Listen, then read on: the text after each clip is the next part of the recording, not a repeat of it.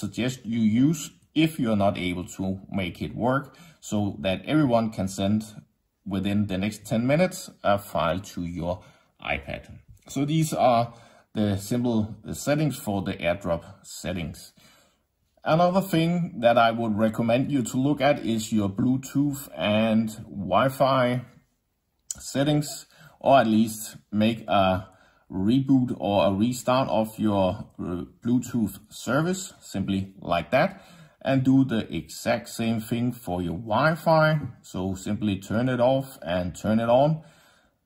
I have seen that work and a solution for AirDrop issues. Next thing you could also have a look at is, of course, your iOS updates. So you need to be on the last version of the iOS to